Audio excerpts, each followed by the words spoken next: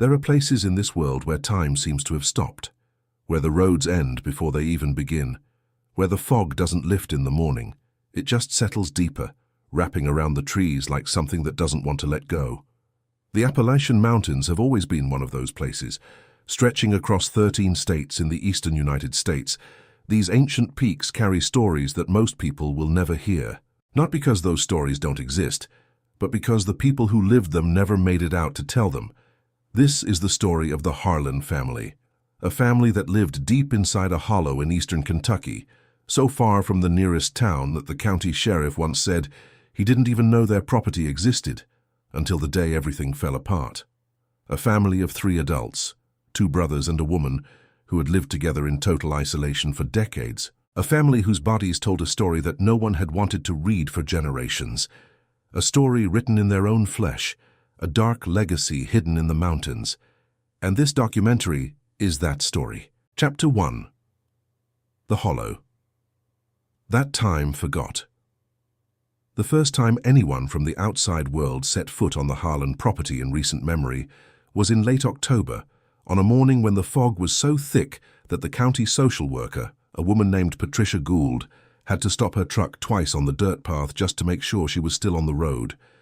She had received a tip from a woman at a general store 20 miles away who said she had seen a man come in once a year to buy supplies, flour, salt, dried beans, kerosene, and that the man's face had unsettled every person in the store. Not because he was threatening, not because he said anything wrong, but because of what his face looked like. The woman at the store had described him as someone whose features didn't seem to sit right. His eyes were too close together, she said. His jaw was misaligned in a way that made it hard for him to close his mouth fully. One of his hands, the left one, had fingers that appeared fused at the base, giving it the shape of something that no longer quite resembled a hand.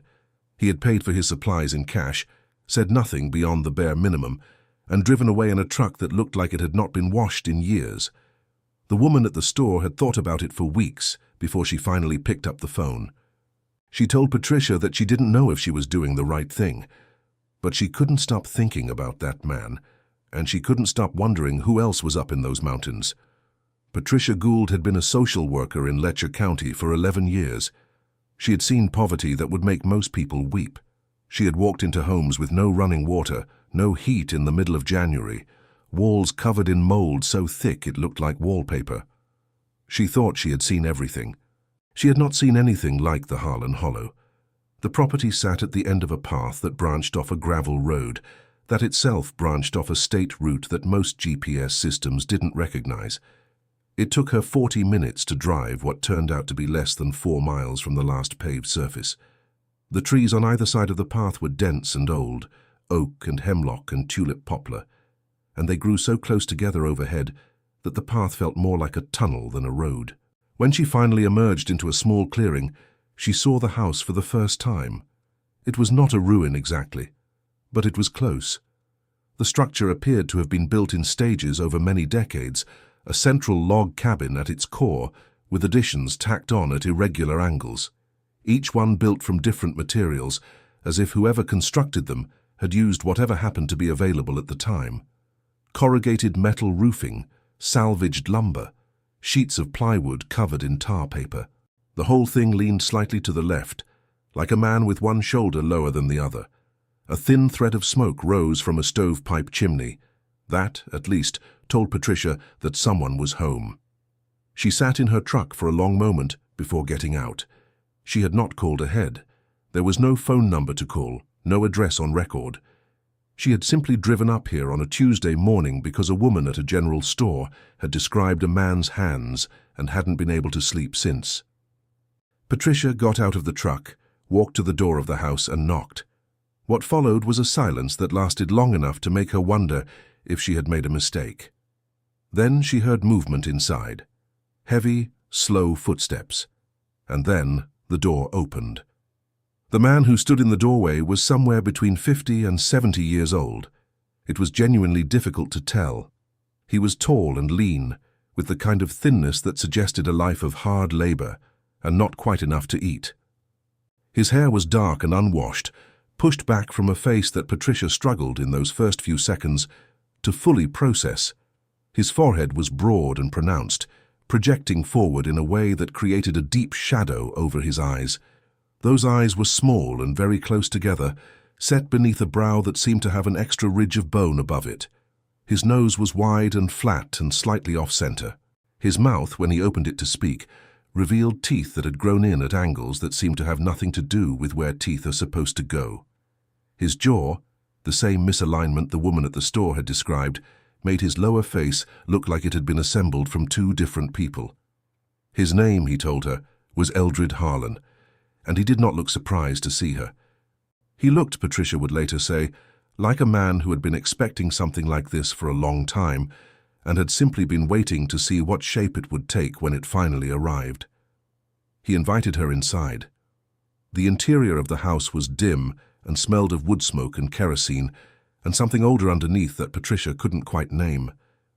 The furniture was sparse and handmade, rough-hewn chairs, a table made from a single wide plank, shelves built directly into the log walls.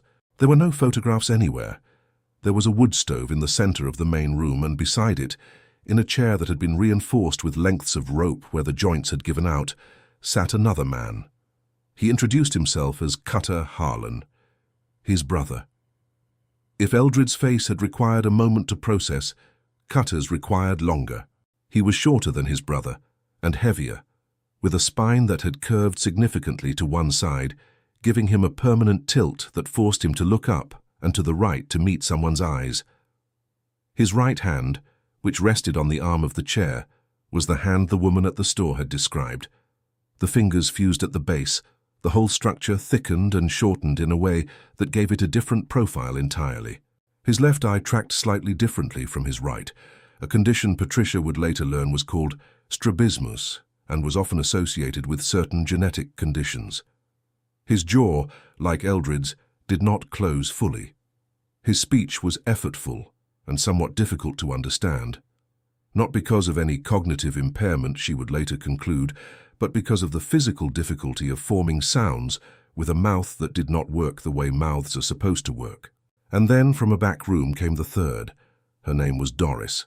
She was, the brothers told Patricia, their cousin. She was in her mid-40s, though she looked older. She moved slowly and with care, as if her body required constant negotiation. Her spine, like Cutter's, had a pronounced curvature, though in a different direction, giving her a posture that required her to lean on a wooden staff she had fashioned herself from a hickory branch. Her face carried some of the same structural irregularities as the brothers, the prominent brow, the misaligned jaw, but they were arranged differently, as if the same forces that had shaped the brothers had tried a different configuration with her. One of her ears was significantly lower than the other. Her left hand had only 4 fingers, the pinky absent entirely, with a smooth closure of skin where it should have been. She did not speak for a long time after entering the room. She stood near the doorway to the back hall and watched Patricia with an expression that was hard to read. Not hostile, not frightened. Something closer to tired. The tiredness of someone who has spent a very long time being looked at. Patricia asked if she could sit down. Eldred told her yes. And so she sat at that wide plank table in the dim light of the Harlan house, and she began, very carefully, to ask questions. What she learned over the course of the next 2 hours, and over several subsequent visits, and eventually through interviews with the county health department, a geneticist from the University of Kentucky, and an Appalachian regional historian, would become the foundation of this documentary. The Harlan family had lived in this hollow for at least 4 generations. The current generation, Eldred Cutter and Doris, had been born in this house. Their parents had been born in a house nearby that no longer stood. Their grandparents had built the first structure on the property, and through all of those generations, the family had remained almost entirely within itself.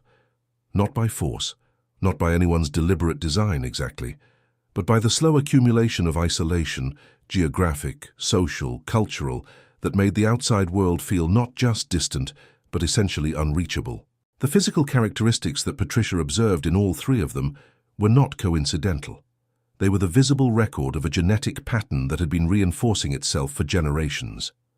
When closely related individuals have children together over multiple generations, The probability that recessive genetic traits will be expressed, traits that might never appear in a more genetically diverse population, increases dramatically with each passing generation. This is not folklore. It is not a horror story, though it has often been treated as one by the outside world. It is biology. And it is a story that has played out not just in Appalachia, but in isolated communities around the world, in remote islands, in mountain villages in Europe, in desert communities in the American Southwest, wherever geography or culture or circumstance has reduced the size of the pool from which a family draws. But knowing the science does not make the human story any easier to sit with. Check if you're already subscribed to this channel, because this is the kind of story that most channels will never have the courage to tell. Stories about real people, real lives, real pain that gets hidden behind mountain ridges and county lines, while the rest of the world drives past without ever knowing. This channel exists to give those stories a voice. Subscribe now so you don't miss a single one of them. Chapter 2. What the Mountains Made. Eldred Harlan was the oldest of the three. He was, by all accounts, the one who had kept the household functional. He hunted and trapped. He maintained the truck, a 1987 Ford pickup that he had rebuilt multiple times using salvaged parts and a mechanical knowledge that he had learned entirely from a set of repair manuals he kept on the shelf next to the wood stove. He made the annual trip to the general store. He was, in the vocabulary of this household in this hollow, the one who faced the outside world so the others didn't have to. When Patricia asked him why the family had never sought medical attention, not for the physical conditions that were clearly present, not for anything, Eldred was quiet for a long time. He looked at his hands, which rested flat on the wide plank table between them. Then he said something that Patricia wrote down in her notebook and has never forgotten. He said, "We knew what we were going to see in their faces if we went to town. We'd seen it before. It wasn't worth the trip." He was talking about the way people look at you when your face doesn't match what they expect a face to look like. He was talking about the particular kind of pain that comes not from cruelty, but from the moment before cruelty, the flinch, the glance away, the expression that crosses a stranger's face before they have time to control it. Eldred had driven to the general store once a year for 20 years. Each time, he said, he got what he needed and left as quickly as he could. He did not stop to talk to anyone beyond what was required. He did not eat at any of the diners he passed on the state route. He did not stop at the gas station in town to use the restroom if he could avoid it. He drove down, completed the transaction that was necessary, and drove back up into the hollow. And the hollow closed around him again like water closing over a stone. Cutter had a different relationship with the outside world, which was to say that he had almost none at all. In the 11 years that Patricia worked in Letcher County before encountering the Harlan family, Cutter had, as best as anyone could determine, left the property fewer than 10 times in his adult life. He had no documentation, no driver's license, no social security card, no birth certificate that anyone could locate in the county records. He existed, for the purposes of the official world, almost entirely off the ledger. He had been educated, after a fashion, by his parents, who had themselves received only fragmentary formal schooling. He could read, slowly and with effort. He could do basic arithmetic. He knew the names of the trees and the birds and the patterns of the weather in the mountains around him with a precision that would have impressed any naturalist. But the world beyond the ridgeline was, for Cutter, essentially theoretical, something that existed in the pages of the almanacs and repair manuals on the shelf, and in the handful of stories that Eldred brought back from the annual trip to the store. The curvature of Cutter's spine had worsened over the years in the absence of any medical intervention. By the time Patricia met him, he was in nearly constant pain, though he described this with such matter-of-factness, a quiet, unembellished acknowledgement that his back hurt, that it had hurt for years, that it would continue to hurt, that it took her several visits to fully understand the scale of what he was living with. He had developed his own methods of managing it, the reinforced chair, a particular way of positioning himself when he slept, a set of slow movements he performed each morning that he had worked out over decades of trial and error. He had never seen a doctor for it. He had never taken anything stronger than willow bark tea, which he made himself from the trees along the creek. Doris was the hardest of the three to talk to in the early visits, not because she was unfriendly, she was not. Not because she was unwilling to speak, she was once she decided to, but because she had spent so many years not being spoken to, not being asked her thoughts, not being treated as someone whose inner life was of interest to anyone, that the experience of being directly addressed with genuine curiosity seemed at first to be something she didn't quite know how to receive. She had arrived in the Harlan household as a child, after the death of her parents, a pair of cousins from a neighboring hollow who had lived and died in the same isolation. The details of her parents' lives and deaths were difficult to reconstruct, and Doris did not speak of them often or easily. What was clear was that she had been brought to Eldred and Cutter's household when she was around 8 years old, and that she had lived there ever since. She was, in the legal terminology that would later be applied when county officials began working through the family's situation, a ward of the household, a status that had never been formalized with any document or court proceeding, because no court had ever known she existed. Over time, Doris became the one who spoke most openly with Patricia. It was Doris who explained, with a quiet directness that was more devastating than anger would have been, what it felt like to live inside a body that the world found alarming. She said that when she was young, she had not understood that her body was different in any significant way from other bodies, because she had only ever seen the bodies of Eldred and Cutter and her own parents. It was only gradually, as she got older, that she understood, through fragments of conversation, through the reactions of the rare outsider who occasionally came near the property, through the mirror that hung on the wall of the back room, that her body and the bodies of the people she lived with were not what most people's bodies looked like. She said this without self-pity. She said it like someone reporting a fact about the weather. But her eyes, Patricia said, told a different story. Her eyes held something that took Patricia a long time to find the right word for. She finally settled on the word grief. Not grief for a specific loss, grief for the life that had never been available to be lost, the life that had simply never been possible. Leave a comment right now telling us, what would you have done if you were Patricia, arriving at that door on that October morning? Would you have knocked? Would you have had the courage to go in? The genetic picture that eventually emerged, assembled by a team from the university, who visited the property with Patricia's help and the family's cautious, guarded consent, confirmed what the physical characteristics suggested. The family carried a pattern of genetic expression, consistent with multiple generations of close relation among their ancestors. The specific conditions that Eldred, Cutter, and Doris each manifested, the craniofacial structural variations, the skeletal curvatures, the limb differences, the sensory variations, were each individually recognized in medical literature as conditions that can occur in any population, but whose probability of co-occurrence in a single family increases sharply under the circumstances of the Harlan family's history. The geneticist who led the university team, a woman named Dr. Alicia Voss, was careful in how she spoke about what she found. She was, Patricia remembered, very deliberate about not letting the science become a way of reducing the three people in that house to a set of data points. She told Patricia afterward, "These are not a cautionary tale. They are not a case study. They are three people who were born into a situation they did not choose and who have survived it with a dignity that, frankly, puts a lot of people I know to shame." That word, dignity, would become the lens through which Patricia would eventually try to tell this story.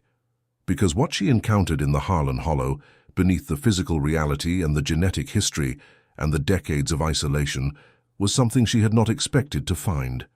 She had expected sadness. She had expected poverty. She had expected, perhaps, resentment or fear or hostility. She had not expected what she found. She had not expected three people who, within the walls of their world, had built something that functioned, who had maintained a household through decades of difficulty, who had developed relationships with each other, complex, sometimes tense, sometimes tender, that were in their own way as real and as human as anything Patricia had seen in 11 years of social work.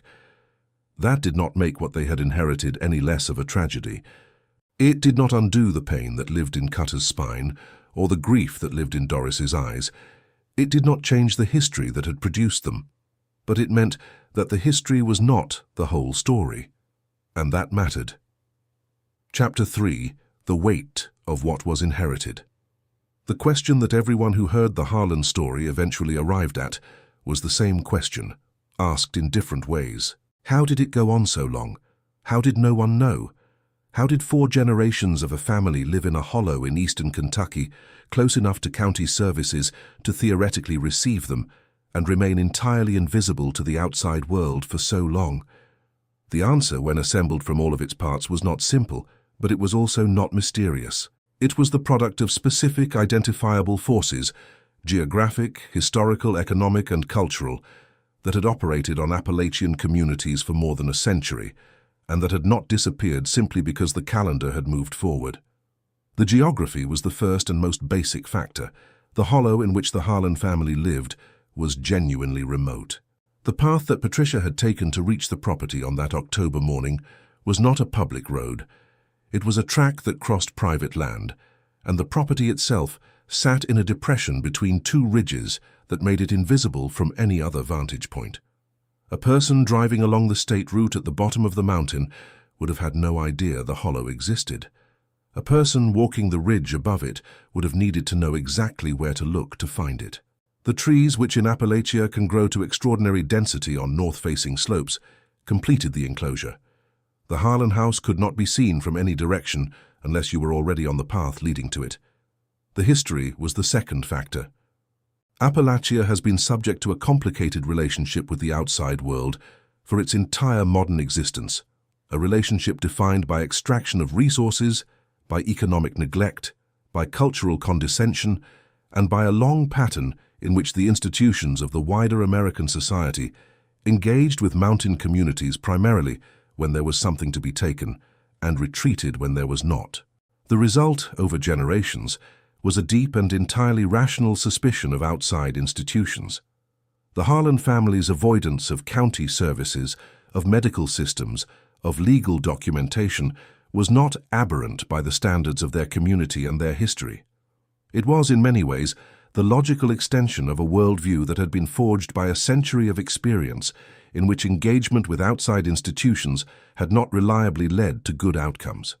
The economics were the third factor. Rural Kentucky, like much of Appalachia, had experienced a long economic contraction that had accelerated in the decades since the decline of coal. County services had been cut. Positions like Patricia's were perpetually understaffed and underfunded. The county had no systematic process for identifying residents who had fallen off official records. No mechanism for noticing, in other words, that 3 people existed in a hollow at the end of a path that no one knew about. They simply weren't there officially, and no one had a reason to go looking.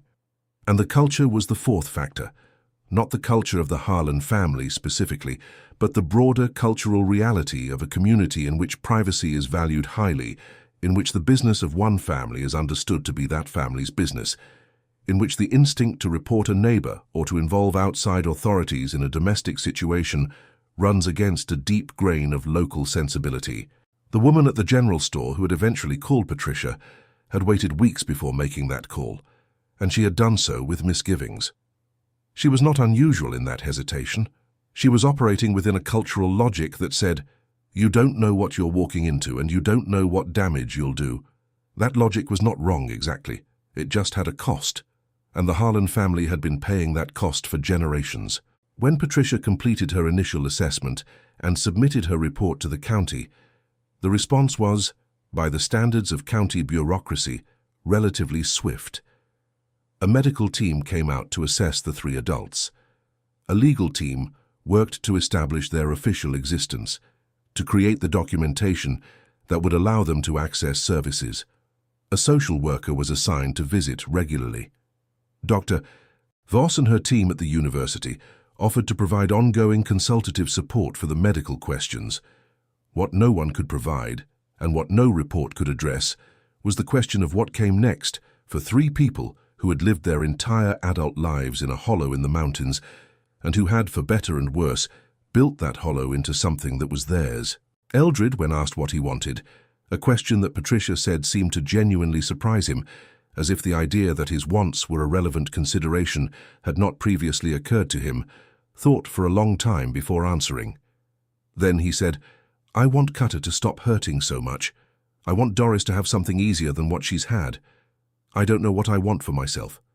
I never thought that far. Cutter wanted to stay. He was clear about that. He did not want to leave the Hollow.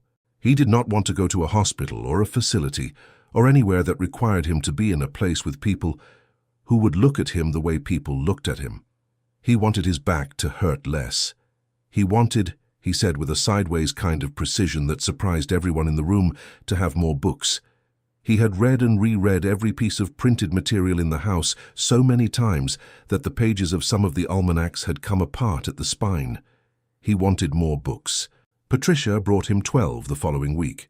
He put them on the shelf and ran his fused hand along their spines with an expression that no one in the room could quite look at directly, because it was too much. It was too human, and it was too much. Doris wanted something that took her the longest to say, and that she finally said on Patricia's 4th visit in the kitchen at the back of the house while Eldred and Cutter were outside. She said she wanted to know if there was a way to talk to someone who could explain to her, in plain language, not in the language of medical reports, what had happened. Not to her body specifically, because her body was hers and she had made her peace with it in the ways that she had, but to her family, to the history. She wanted to understand, she said, what it was that had been set in motion before she was born.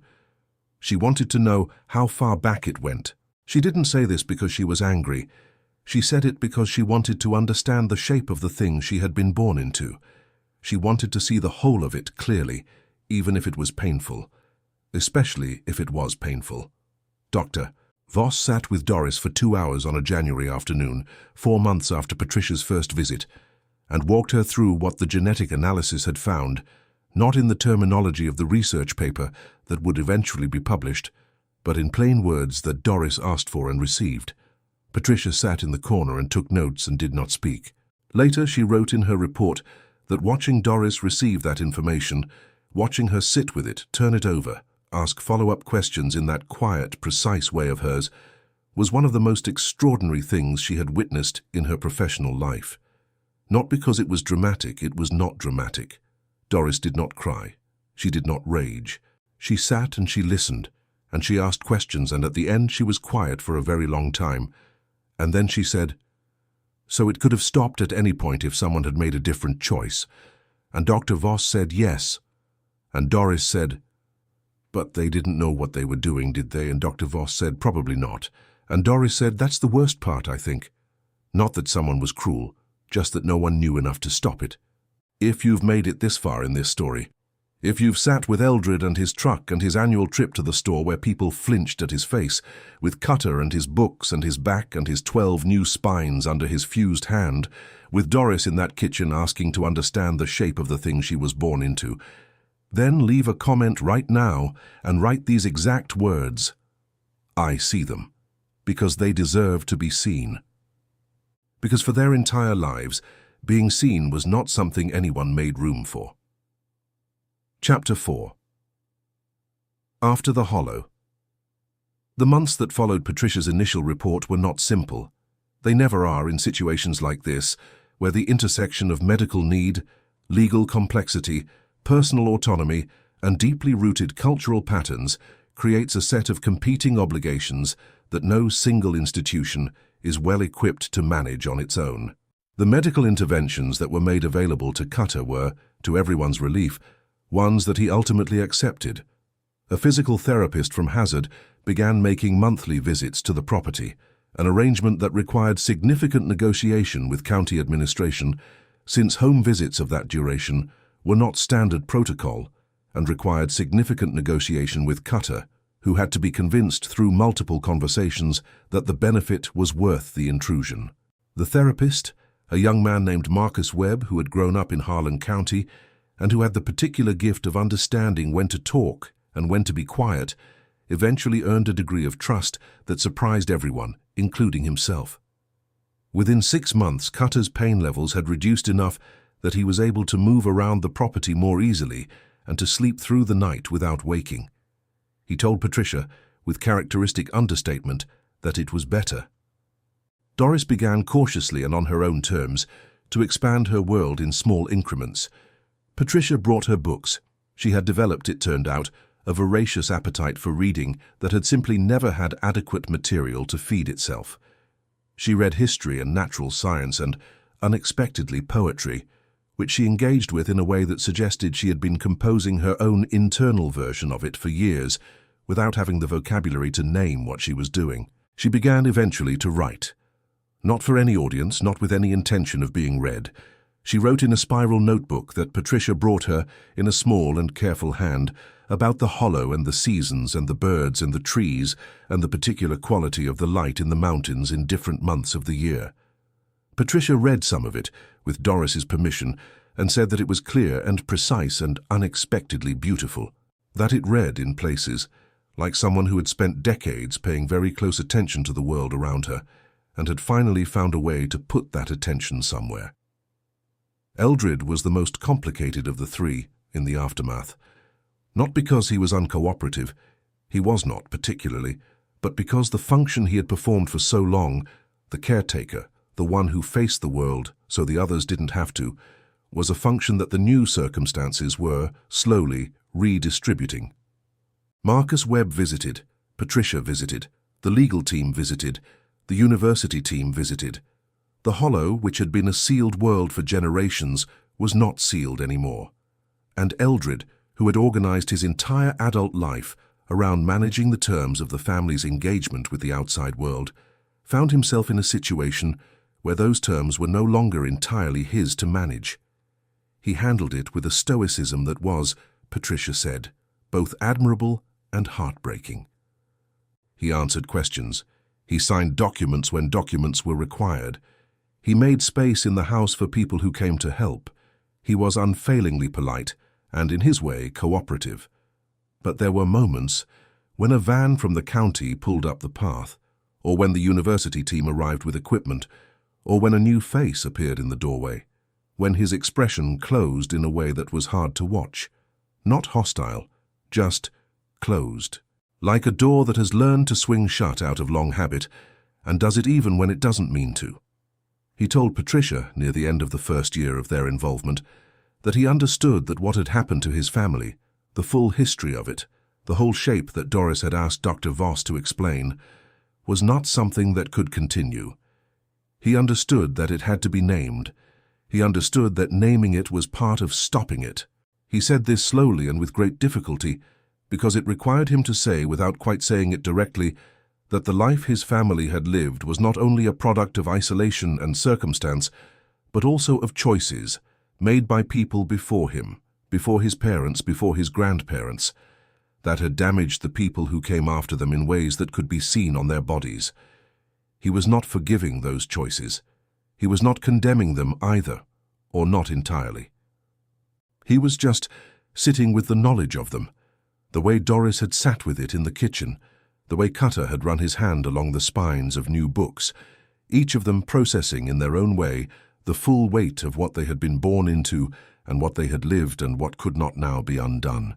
The documentary record of the Harlan family, the reports, the medical files, the university research, the notes that Patricia took across dozens of visits over the course of 2 years, amounts to a substantial archive.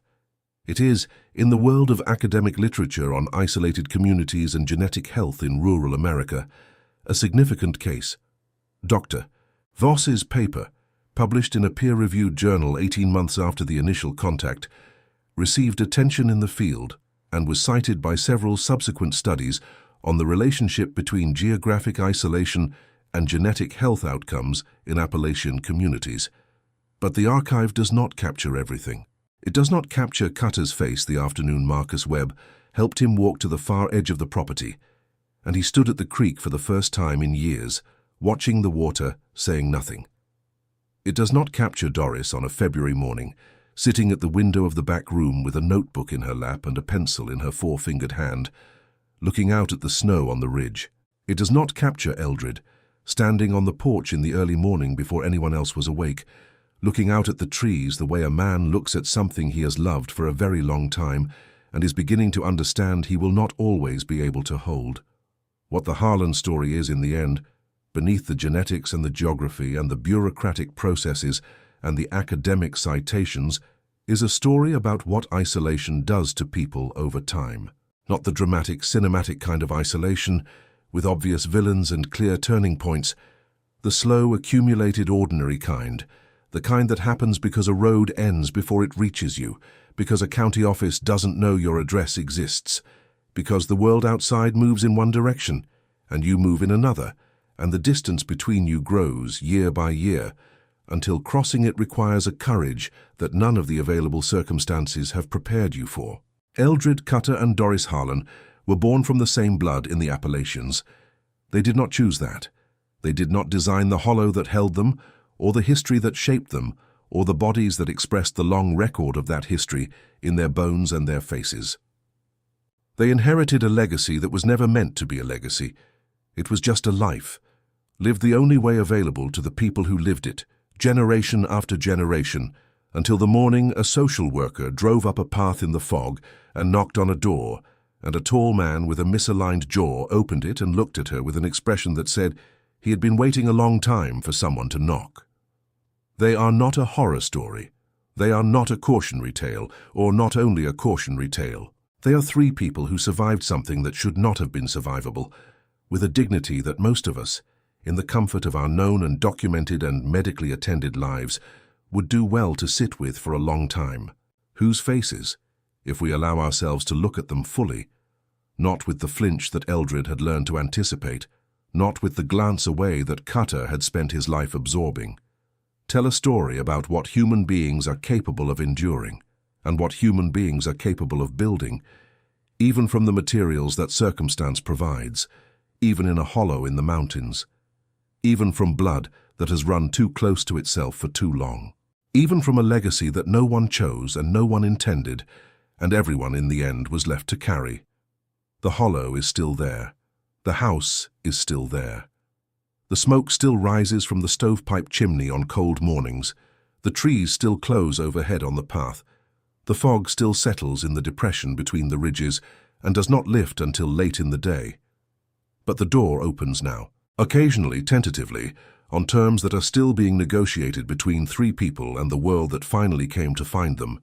It opens. And that, for this family, in this hollow, in these mountains, is not a small thing. That is, in its own quiet and unsentimental way, everything. If you watched all the way to this point, it is because you are someone who understands that the most important stories are often the ones no one was supposed to tell. Subscribe to this channel, because this is what we do here. We tell the stories that got buried. We find the people who became invisible. We sit with the weight of what really happened because someone has to. And if you are already subscribed, share this video with one person who needs to hear it. One person who is ready to look at something difficult without looking away. The stories in these mountains are not finished, and neither are we. If you watched until here, leave a comment saying I watched all the way to the end, so I can get to know you and know who really appreciates the stories on this channel. If this story moved you, if Doris's voice in that kitchen stayed with you, if Cutter's hand along the book spine stayed with you, if Eldred on the porch stayed with you, give this video a like. It takes 3 seconds, and it means that more people will find this story. And this story deserves to be found. Share it. Send it to someone. Put it somewhere where it can be seen, because Eldred and Cutter and Doris spent their entire lives not being seen. The least we can do is make sure their story reaches as far as it possibly can. Born from the same blood in the Appalachians, a dark legacy hidden in the mountains, now you know.